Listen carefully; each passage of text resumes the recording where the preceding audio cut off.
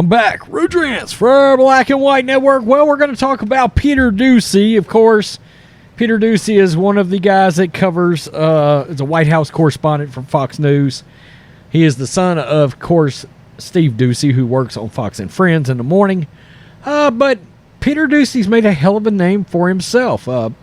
He has become known as the torture of Democrat press secretaries. He used to do it to Jen Psaki.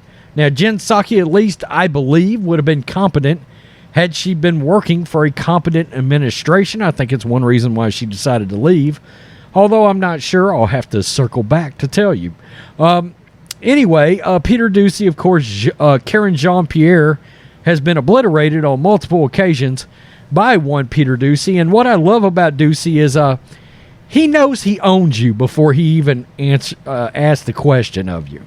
Like, he knows you're about to be squirming. It's going to be very uncomfortable. It's going to look bad on television for you, not him.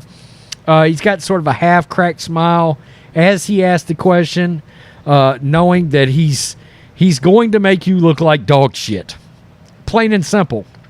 And he called out Karine Jean-Pierre just a few days back about her having denied Trump's election win in 2016. Yeah, by the way, in case you're wondering why she got the job, she checks boxes. She's a black and lesbian and a female. Well, lesbian and female, I guess, go hand in hand, but you get the point. She checks some of those social justice, LGBTQ, elemental P boxes. Well, Joe Rogan has made some comments about this exchange, and I will show you the exchange that took place on video between Doocy and Karine Jean-Pierre, because it's hilarious. It is. Let's take a look at this. This is the Daily Wire. Ridiculous. Joe Rogan torches White House press secretary after Doocy asked about her 2016 stolen election claim. And in case you're wondering where his ideologies lay, he's kind of a classical liberal like Bill Maher. I think he's in denial, as is Bill Maher. I think if the right Republican was to run, he'd vote Republican. Like I think if Ron DeSantis won the primary for the 2020 election, most likely Maher and Rogan would vote for the man. That's just my gut feeling. I can't say that set in stone. I don't know. Rogan torches White House press secretary Karine Jean-Pierre over what she called a ridiculous answer to Fox News' Peter Doocy about her 2016 stolen election claim. And of course, we can't even talk about 2020 on this platform. Literally, we cannot talk about it. I mean, they'll yank this whole channel down.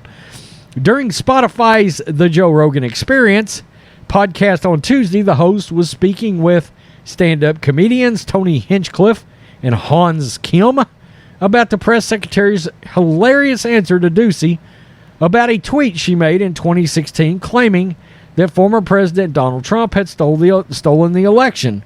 Now, we know all of the fanfare and the fever around the 2020 election and how we all pretty much really feel about that, 2,000 Mules. But it's kind of funny because that whole thing, you can go back throughout time, and number one, there's always a claim of an election stolen by either party. It seems like going back to the history of time. And also, boy, Hillary did it all over the place.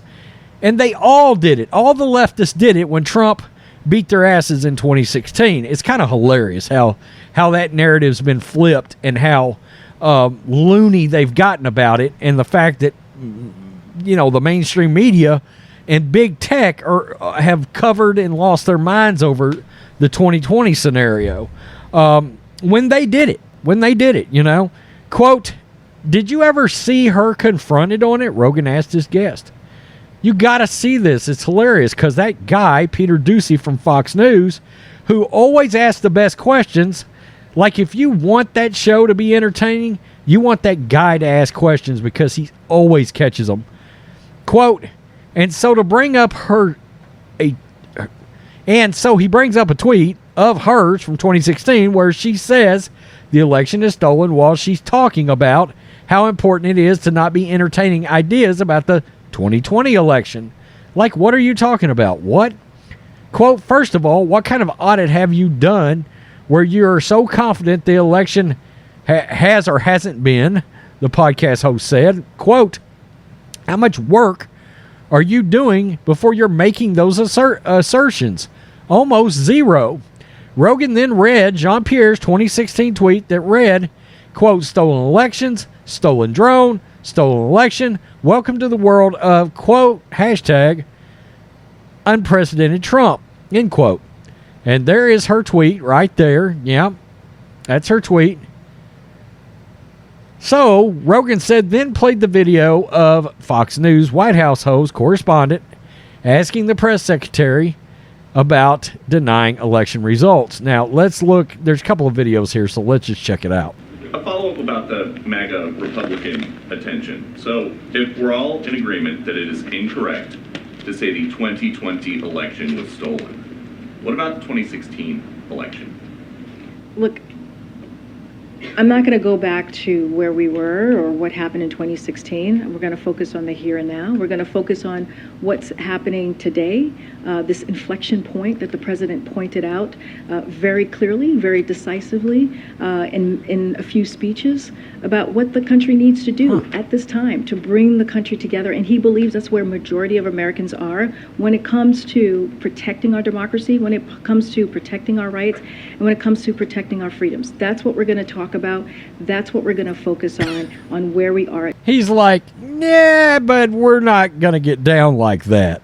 So, but just in trying to understand the new attention on the MAGA Republicans, you tweeted in 2016 I knew this Trump was coming. stole an election.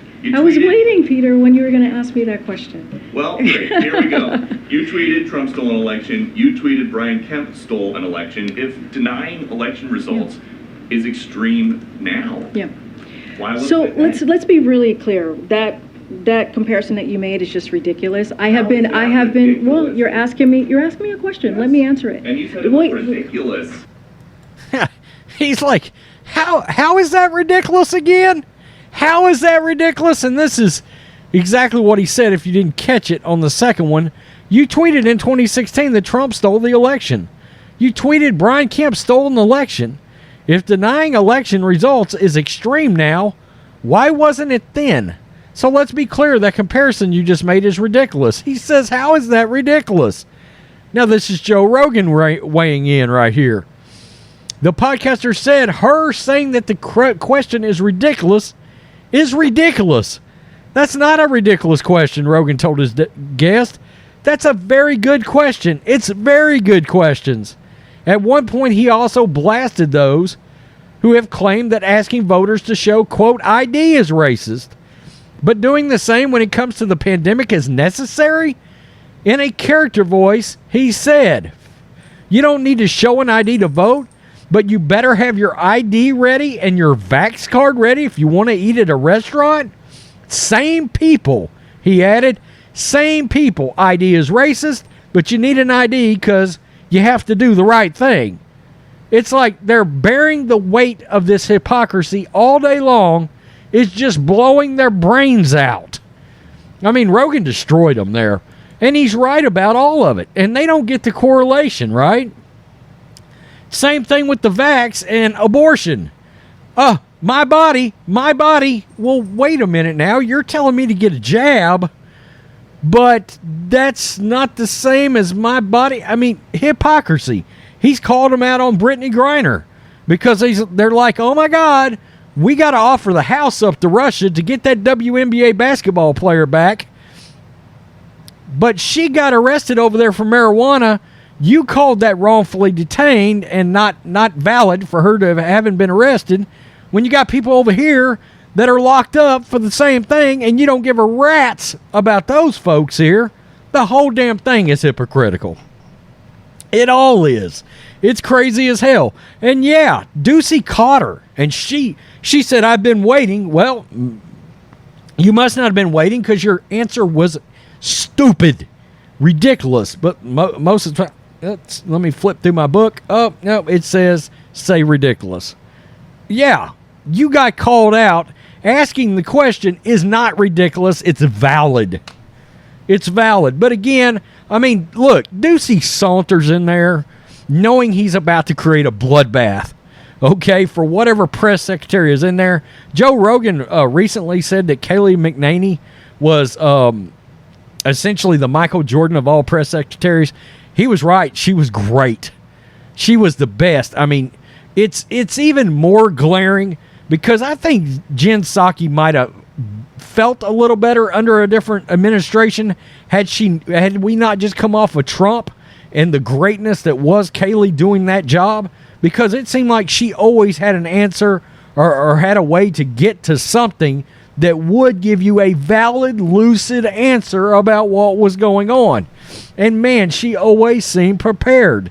This woman, Karine Jean-Pierre, you can blatantly tell, I got my job and I am not qualified for it whatsoever.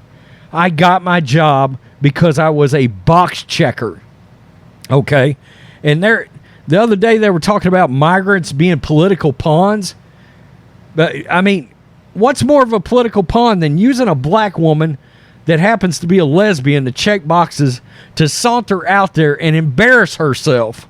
I mean, Biden's an embarrassment, but she is too. She might be good at something else. Press secretary is not that. It's a great question. It's a valid comparison to bring up. Hey, we're extremists for bringing this up, but when you was doing it, nah, nothing to see here. Please move along. It's horse shit. I don't know. I don't know where Joe Rogan is on the political scale right now. I really don't care. But a lot of what he says is lucid and it's valid. And sometimes he just, like this, he just swings a bat and conks people right in that damn head. I like that. I do. So, tell me what you think, Black and White Network supporters. As always, make sure you subscribe. Look, if you don't have time to check the videos out, go to your favorite provider o podcast, and all the episodes across all the channels, entertainment, politics, and sports, both sports channels, are all on podcast, Google Podcasts, Apple Podcasts, Spotify, you know the rest. We are getting real listens over there now. Real listens. Wow. Yesterday was, I think, maybe our first or second biggest day in the history of the podcast. It's growing like crazy. Peace. I'm out. Till next time.